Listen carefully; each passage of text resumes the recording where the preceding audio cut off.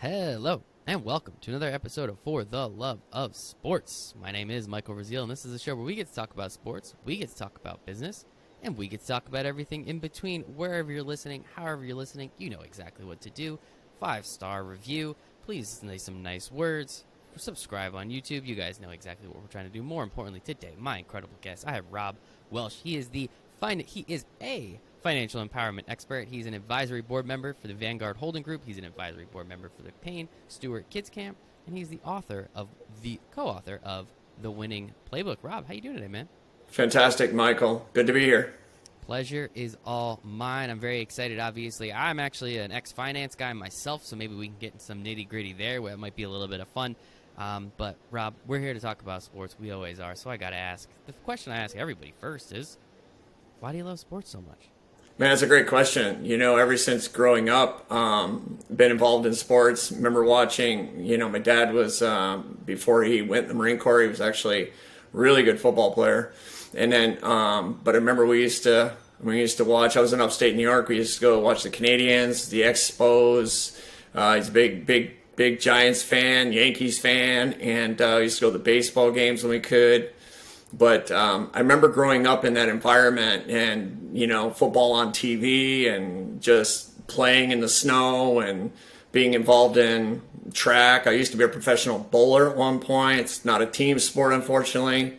But I love what sports does. I think it really fosters an environment of just friendships, just everybody towards the same goal. And it's kind of what led me to the Marine Corps as well. I love it. You said professional bowler, correct? I think professional bowler at one point. Yeah, that is a first for the Love of Sports podcast, man. I mean, it wasn't on my list, but we're absolutely going to talk about being a professional bowler at some point during the show. This is incredible. A couple different ways we can talk about sports here, which I think is very, very exciting. First, obviously, we want to talk about the book. We're going to get there. We have to get into you first, though, to understand where, as you said, you were in the Marine Corps, your father was in the Marine Corps, your father played football, you've played sports, you understand that aspect. What led you to finance, out of curiosity? I was, after the Marine Corps, I was in restaurants for a dog's age. I ended up becoming an entrepreneur and never wanted to work for anybody else ever again. And my brother in '04 got back from Iraq, and he ended up in the Dallas VA hospital, respirator coma, not make it through the night type of deal. And so I had to fly out to Dallas, and, he was getting better. There was the second time I had to go back after 2 days because he wasn't getting better, and he had 5 kids and a wife, and, and then the third time he did pass away, but he had his life insurance policy. We couldn't find the military one, so they didn't honor it. And then he had no life insurance outside of it. So 5 kids and a wife. Didn't think too much about it except the fact that was terrible. And, I'm married for 35 years now and got a kid. And my dad passed away a year later with a brain tumor. And he had barely any life insurance for legacy type of stuff. And it just came, opportunity came to meet with just where I was. And I got recruited by a couple 20-something-year-olds into a mortgage and financial education company. And I was 43, so I brought the look, some life's experience, knew not much about money, but over the course of quite a few years, we became very, very good at it. But that's what led me there. Yeah, I think it's the story behind it, right? It's the why. That was always, when I was in finance, I worked for Edward Jones, incredible company. Just the business was not for me. Loved everybody there, loved the company, what they did, and the fact that, I got into it to help people. And that was always the thing that really got me is I was very privileged going up. I did not have too many hardships. I'll be very upfront and honest about that. I got dealt a hand of cards, and I believe I played them and have played them so far pretty damn well. So I'm very, very grateful for what I have been given over life. But even just kind of getting out of college and realizing there's so many people that, at 22, I had more retirement savings than, 90% of Americans. And that's, kind of scary. Again, hand of cards was very, very stacked in my favor. But still, not everyone will be able to do that. And so it's that why behind it. I mean, it's such a difficult a field to be in. What was it about the right? It's entrepreneurial, very much so. So where does the entrepreneurial aspect come? Because the finance part, hey, anyone can do it, right? Air quotes for anyone just listening. Where does the entrepreneurial background come from? Because 100% everybody cannot do that. The entrepreneurial background came after 25 years of, restaurant business, PTSD from that industry. And just, I had, I had always,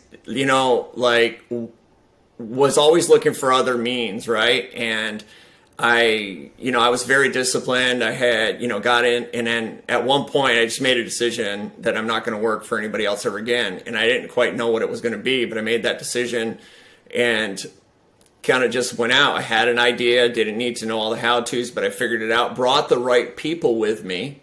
So I never tried to do anything on my own. I just fortunately knew to bring the right people.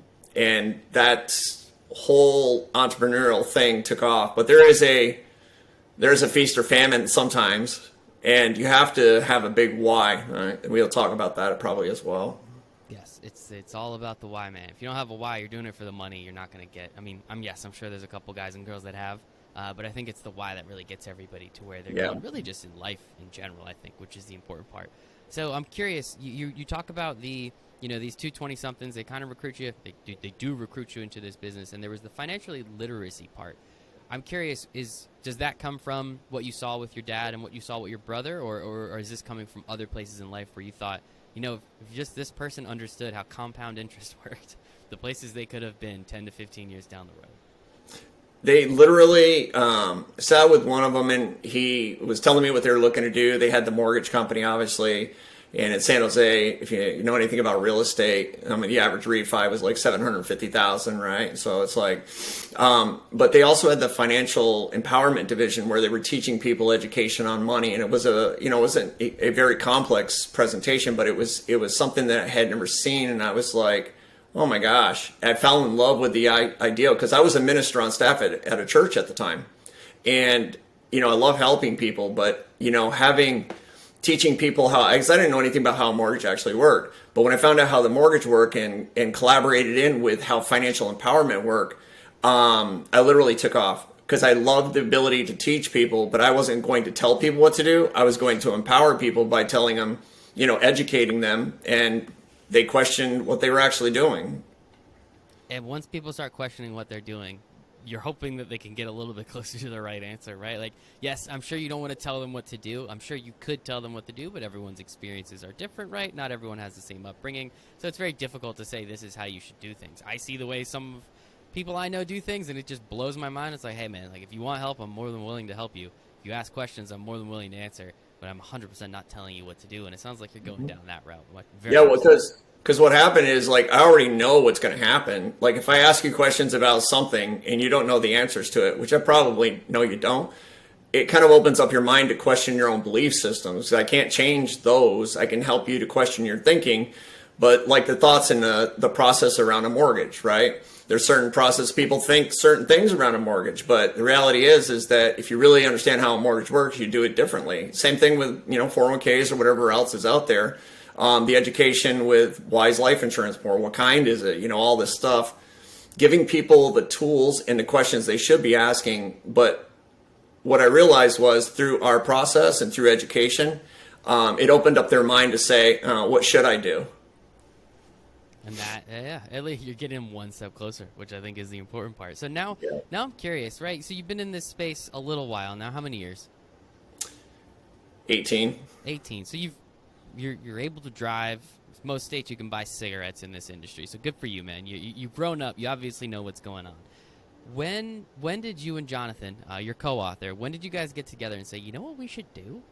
We should write a book. Where does that idea come from?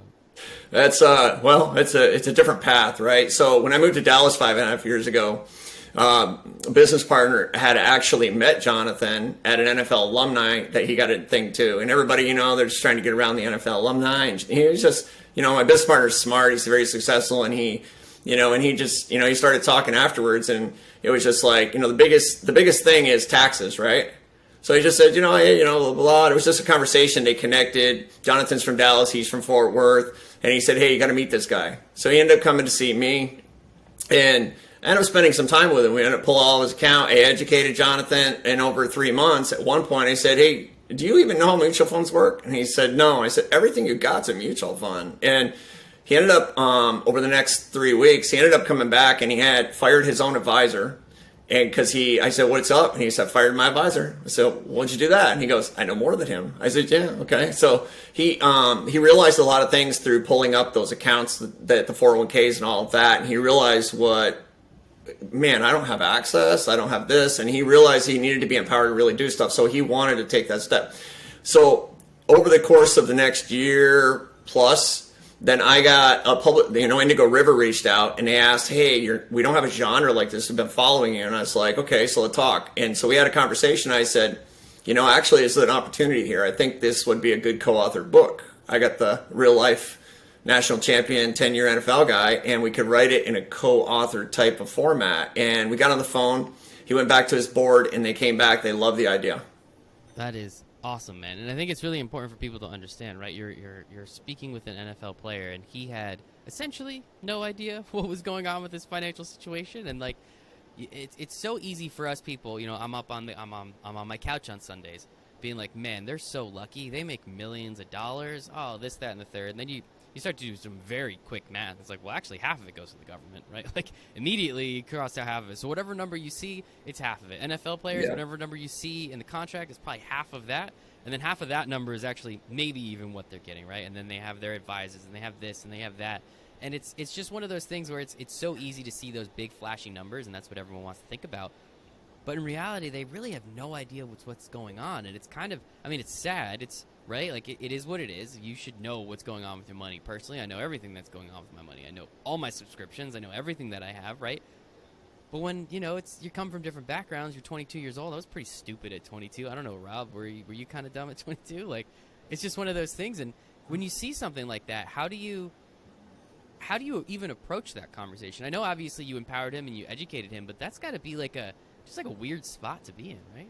Yeah, he saved money. He was an old lineman, so he didn't make Tom Brady money, but his dad played in the NFL with Namath, and he had some mentorship a bit, but he knew how to read contracts. He knew how to read the collective bargaining agreement. He knew his contract was one page, but he saved some money. And he realized, the one thing about Jonathan, he realized this isn't forever, and he treated it like that. And he did, he did okay. So he had money out there. Plus he's got, the money that's locked up right now with the NFL is quite a bit. But the tax situation, right? City, state, county, federal, depending where you play.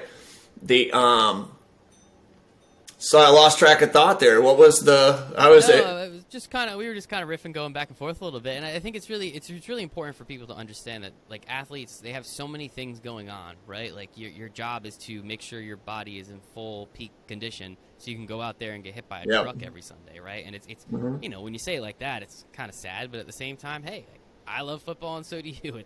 I'm not going to change my beliefs, right? As we were talking about before. I am curious. So you guys decide to co-author this book. You say, you have former NFL player, as you said, national champion, 10 years in the league, if I'm not mistaken. The dude he was good. He wasn't, not to demote anybody, no scrub or anything. Like, he wasn't on a practice squad. This guy was playing in the NFL, and as you said, he saved some money. You have this idea to write a book, but what's the idea of the book?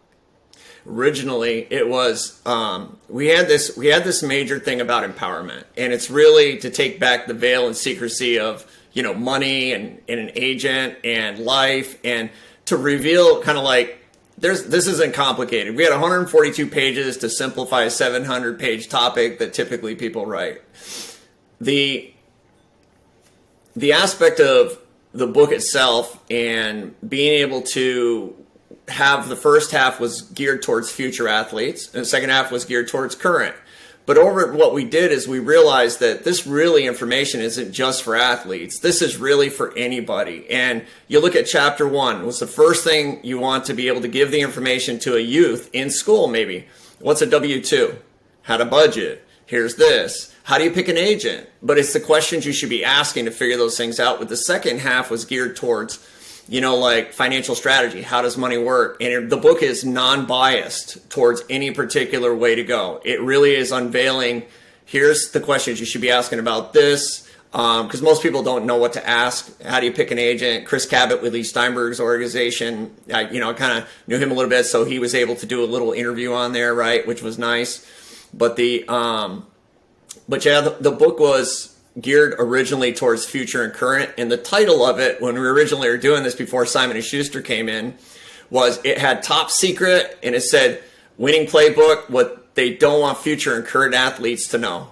And it had a playbook. Jonathan had a 49ers coaching book. It had the spiral, and then they changed the cover up because they said, okay, this is the way. But we wanted to attract everybody, so they changed it to life strategies, which made sense. But the material has applicable courses probably to go in there and write about later on. That is awesome, and I think it's great that you're able to then like kind of expand that, right? Like obviously it's for athletes, it's for entrepreneurs, it's for people that are just trying to better themselves and just learn. But at the same time, because you have, you know, an NFL player with you, it's probably a little easier to get into that athlete realm anyway. So maybe you don't have to completely target it. So I like the idea that you guys and Simon and Schuster, the four of you, if I may, you guys came up with together. So I think that part's pretty important. And through the process of writing the book, I'll be very honest. I wrote a book. It's on Amazon. You can get it for $1. It's called Winning in Sports Business. If anyone out there wants to learn how to get a job in sports business, I interviewed a boatload of people, and I pretty much just asked them, how'd you get a job in sports business? Makes it super easy. I kind of did that because I had all these interviews, and I got kind of bored during the pandemic. I'm not going to lie to you, Rob. Like, I got very bored during the pandemic. I had a lot of time on my hands, so I wrote a book. And is it the greatest book ever? I already know I could have made it better, and that's kind of one of the things that I'm always disappointed about. But what was the reason behind writing the book and wanting to get it out there? Was it just to empower people? Was it to find clientele in some way, shape, or form? What were some of the avenues you guys were trying to explore? When originally we were writing it, we weren't transitioned completely to a private investment banking stuff. And, you know, it was really to get the information out, to empower, but we knew that it would lead back to us, right? Currently, because of what we do, when they say there's no money in the book, they actually mean there's no money in the book, right?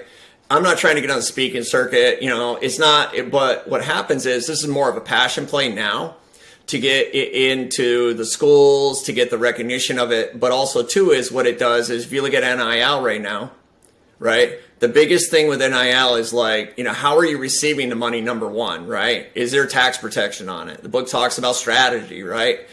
And also too is what do you do with the money?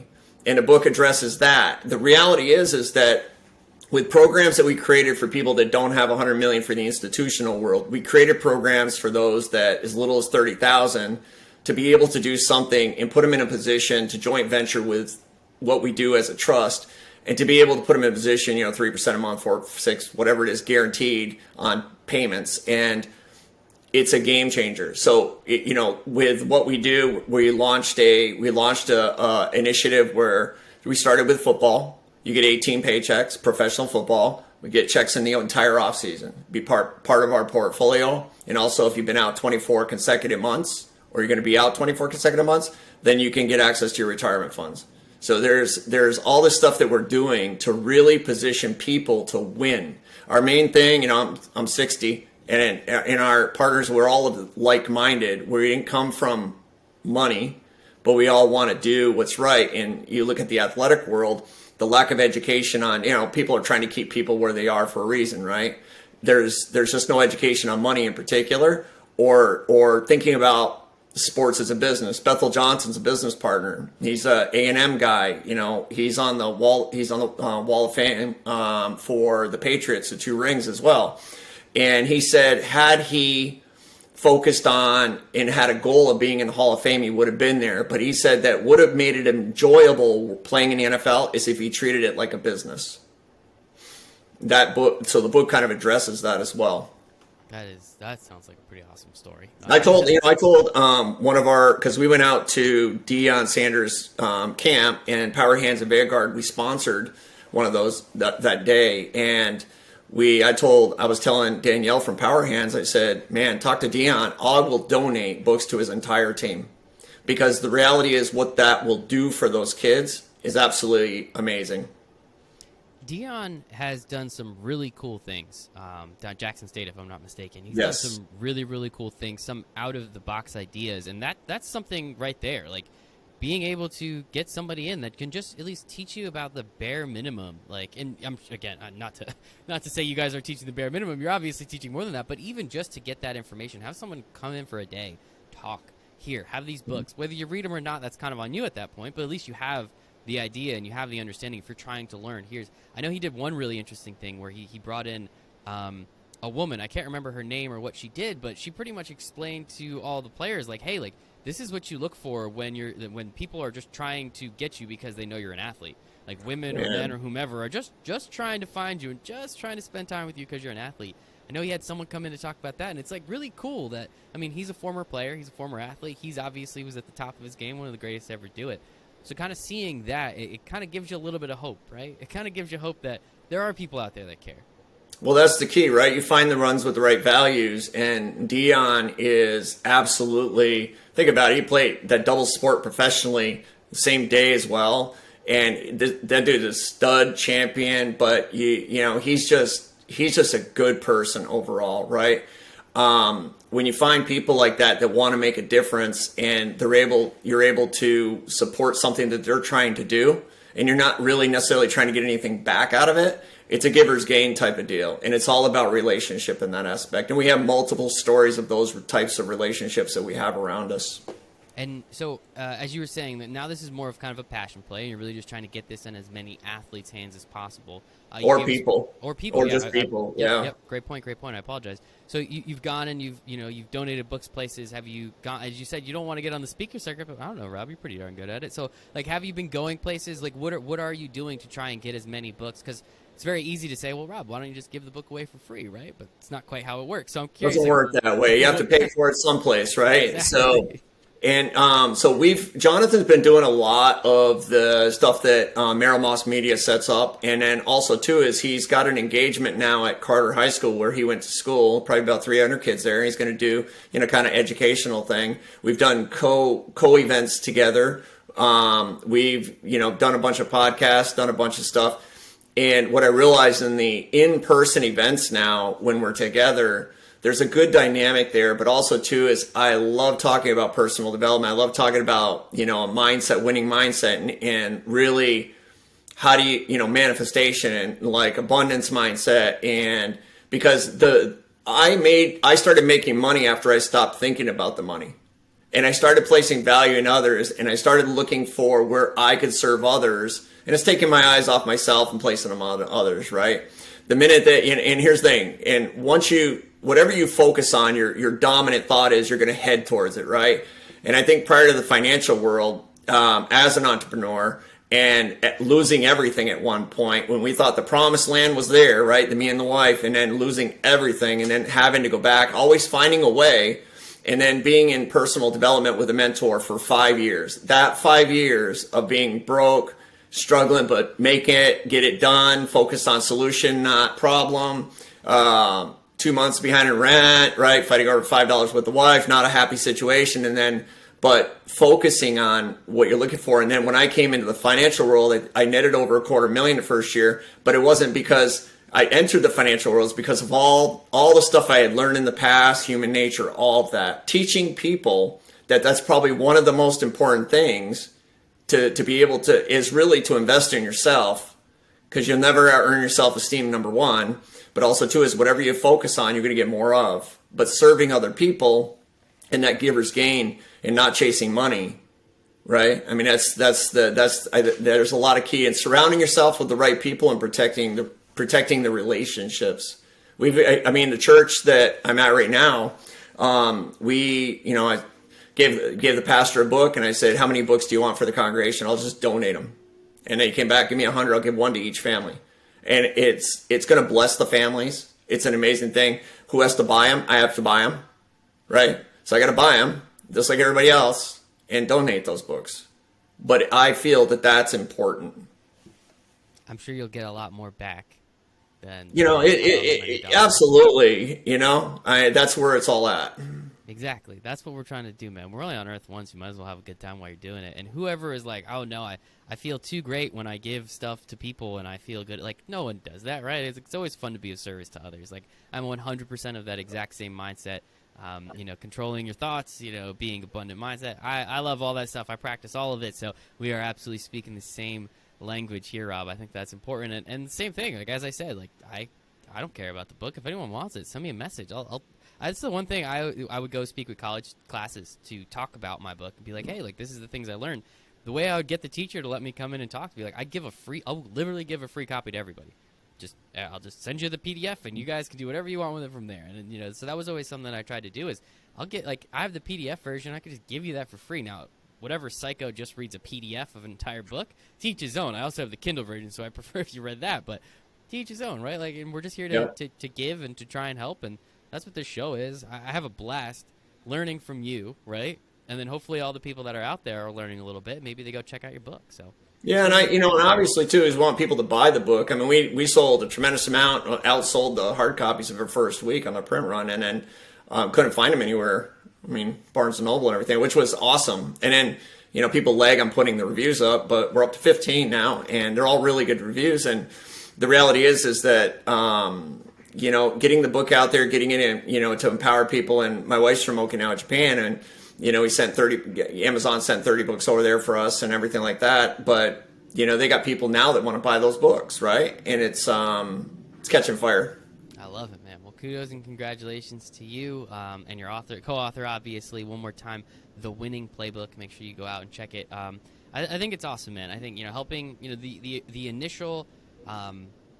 The initial idea of trying to help athletes, I think, is an awesome one. There's so many athletes. You brought up NIL. I wrote it down on my paper because I want to make sure after the call I have some people I'd love to introduce you to that you might be able to get in front of and help even more, right? I think that's the whole goal of this thing. And I think it's really important now, like, kids, never really had any idea. Like, that was always something. Even when I was, like, 17, I was like, I don't know what a mortgage is, and I don't know how taxes work. Why am I learning calculus? Like, just teach me how taxes work. Like, I don't understand what a progressive tax bracket is. Like, what does that mean? Like, I'm going to do that more than I will calculus. Like, I understand why we learn calculus, but also you should teach me how to do a mortgage. Like, what the hell that is. Why do I pay property taxes? It's bullshit, but that's the whole other reason. So, like, it's those types of things that even at a young age, I was like, this doesn't make any sense. Like, teach me the things that I need to learn in some capacity. I might retain some of it. At least I'll remember a little bit of it and be able to move forward with it. So, I don't know. That's always something. But I think it's awesome, especially now with athletes. We see it all the time with professional athletes.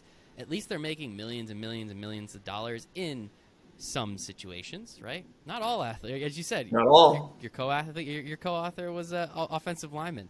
Check what the average guard makes. Is it more than me and you? Probably. But they only do that for like 3 years. Well, here's the thing. Yeah, you don't know if you're going to continue to play, right? Not all of it's guaranteed sometimes. Not most of the compensation goes to the quarterbacks. And so what happens is, I mean, you're going to get a check, and depending where you play, you're going to get taxed, and then you're probably going to keep about 40% of it maybe after everything, taxes, agents, all this stuff. And then that's got to last you for the rest of off season and then for your rest of your life. And if you don't think about business and you don't think about how to make it last, so we had strategies that we put in the book that talked about how do you keep 70+% of that money. And then if you got an agent, how can the agent actually set you up so that your marketing dollars, your agent fees, everything go to an LLC backed by trust structure so that you can now get tax write-offs and you can now keep money. You can donate to a private family foundation, 30%, write that off, and then be able to get disability and all this stuff. There's other ways, right? And people don't know, athletes don't know to ask this, especially if you play in football. Football is like the shortest, right? And being able to know that, treat it like a business, understand, like Mark Moyer has this book, right? And he's part of this. He's out of New York, and he wrote the book about, getting a career and networking, as his podcast. And he has, he's very good, and he's got interviews with some pretty cool people. But, it's a really good book. And I put part of it inside of our book because I think the fact is that networking, Jonathan said the biggest thing is networking.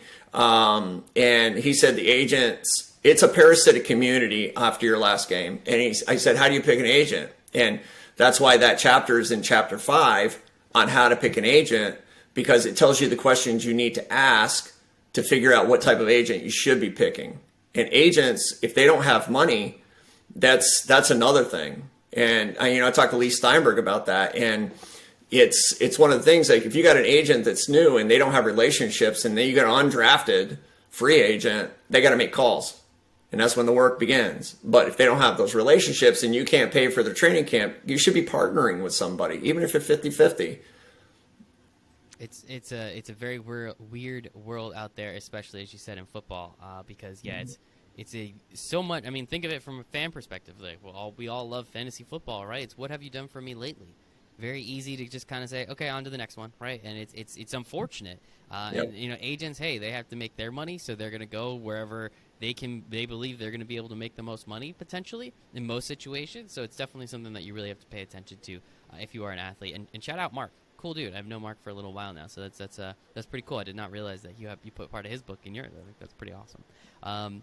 Very cool, Rob. Well, this has been absolutely fantastic. So there's two more things I do want to talk about. I promised that I would bring up the professional bowling aspect.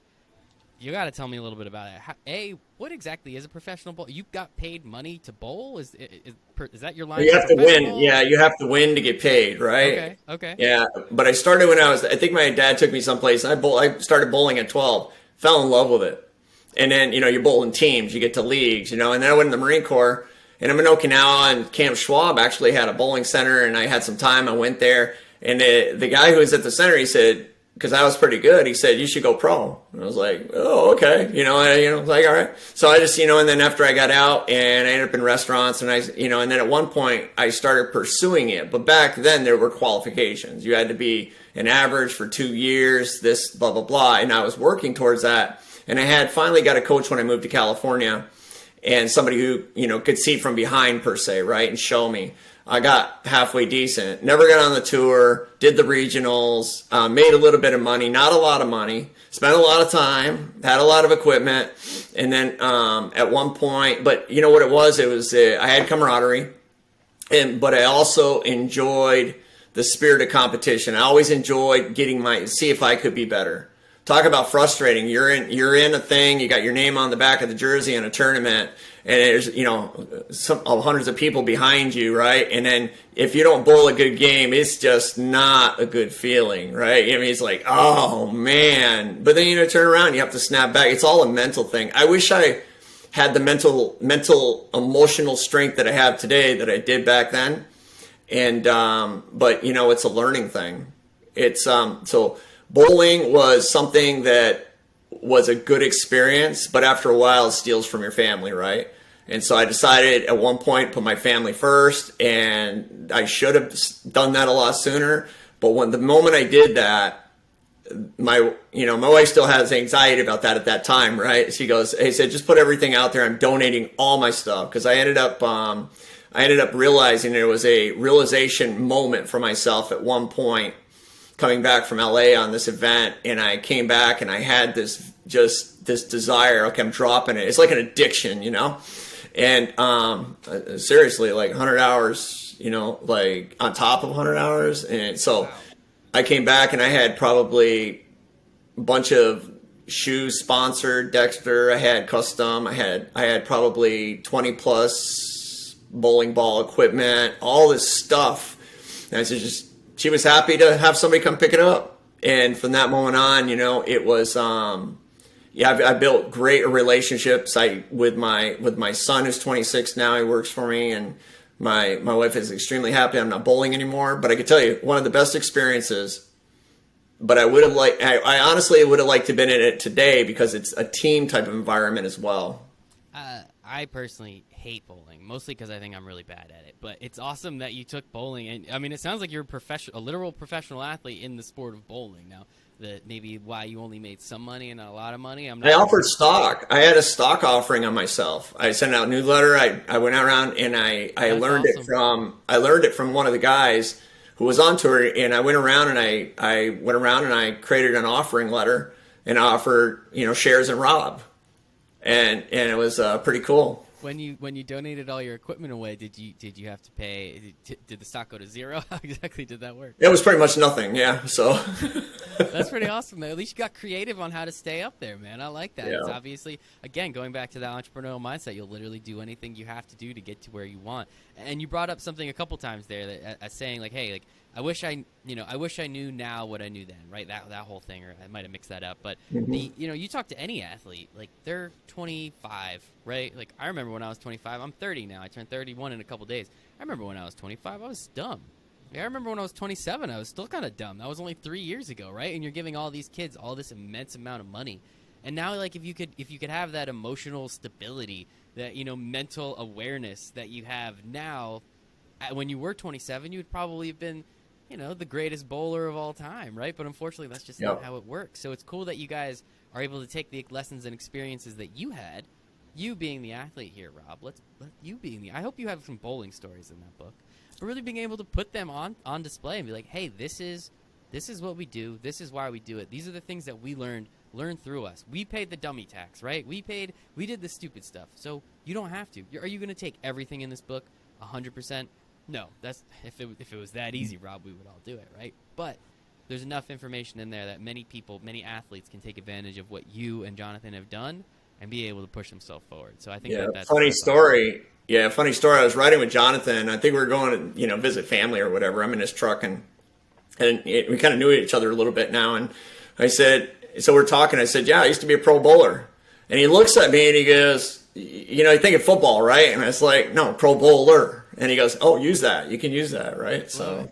Hey man, don't hold it. I love that. And then the last thing I do want to talk about here, you made me mention it. I got to mention it in the beginning, so I'd be very remiss if I didn't bring it up. Advisory board member of the Payne Stewart Kids Camp. Talk to me a little bit about what that is. I know it's tied to sports in some capacity. A golfer, I'll be honest, I don't know too much about it. So I'd love for you to tell the people a little bit about what you're doing there. Yeah, so Payne Stewart is a very famous golfer, died too young, but he was really, his passion was really kids, right? And teaching, you know, faith, fun, family type of characteristics. And a really good friend of mine is the founder. He was working with them, and he created the Payne Stewart Kids Camp Foundation. He used to be with the PGA. And what it is it's 4 to 7 year olds, and it's giving them, because there's nothing out there for 4 to 7 year olds, and all demographics don't have access to golf, right? But it really doesn't need a golf course. It could be a gymnasium, it could be a church, it could be a field, it could be soccer fields. But what it is it was put together to be able to provide fun equipment, but also you know, bring these kids in, teach them about golf, but also, you know, character and values and stuff, and then teach them how to golf, right? And make it fun. And then it'll be a feeder for when they turn 7, 8, that'll be a feeder to bring them into the golf courses. But it gives any demographic opportunity to be able to introduce golf into it and bring in awareness about. So we ended up funding them. And so we ended up, you know, so he talks to me about, you know, advisory stuff. Hey, we should do this, you know, tax stuff or whatever they got. They got a great team. But the vision of what he wanted to do was amazing, and I caught on to it right away, and we had the means to be able to support that and help them. That is awesome, man. Yeah, see, it's one thing that I always love about this show specifically is when I have people on that are not athletes, and seeing all the interesting ways that you've loved sports your entire life. As you said, your father was a football player. You used to go to games constantly. The Montreal Expos, I think that's only the 3rd or 4th time that's been mentioned on this show, right? But you found ways to inject yourself into sports because you love it so much, whether it is being an advisory member, whether it is, you know, meeting an offensive lineman one day and deciding, you know what, we should probably write a book. Like doing all these different things. Now, granted, we learned that you were a professional bowler, so the athlete's been in you the whole time, Rob. But learning and figuring out ways to inject yourself into the world of sports. I always tell people, I always mention on the show, the sports is an industry. You can do anything you want. You could do it here, or you could do it in consumer packaged goods. Personally, I'd rather do it in sports because that's the thing I love the most. So I think it's awesome that you found so many ways to get in, the ways that you're helping people in multiple facets, Rob. I think that is absolutely fantastic. Tell everybody where we can buy the book. Well, you can go to well, I guess Amazon.com, and then you can also... Where do you make the most money? I could go to Amazon any day, but like, where do you actually get a little bit of a kickback? How about Kindle. Yeah? Kindle. Audiobook will come out in Audible. They said to wait 6 months, but you can go if you're trying to find a link. So the Kindle book pays the most. The yourwinningplaybook.com is being revamped and updated, and the reason being is because there's a lot of traction. And one of the Sports Business Journal actually published an excerpt from the book, and then Merrill Moss Media actually talked with them and presented something. So the intercollegiate event they have with the NCAA, athletics, all these people, is about 500 people at the Bellagio, December 7th and 8th. we created something where we're going to be going in, and Power Hands will be with us, but me and Jonathan are going to be on their main stage for 20 minutes with a moderator addressing these people. And everybody that's there, anybody who goes there, will end up getting a free link to a book, and then hopefully that drives it into, going to the schools and everything else. But to be able to have the Sports Business Journal say that about us, and to be able to look at us as that opportunity, is a huge deal. And then the events that we've got, anything coming up, is usually it's on there, but it's kind of blagged now because they're revamping it. And the yourwinningplaybook.com. I will make sure that those are both in the show notes. I'll hyperlink to Amazon, the Kindle version, as well as the website. I've had people from Sports Business Journal on this show particularly. That is awesome. So kudos and congratulations to you guys. Giving that book away for free. They read it. They love it. They realize, who should learn more? My athletes, my students, all these people that are affected by this stuff. So I absolutely love it. Rob, thank you so much for your time. Thank you, everybody, for listening, for their time. Time's the only thing we don't get more of. So I sincerely, sincerely appreciate you giving me some of yours. But other than that, appreciate your time and hope you have a great rest of your day. Thanks, everybody. Absolutely, Michael. Thank you. Bye. Bye.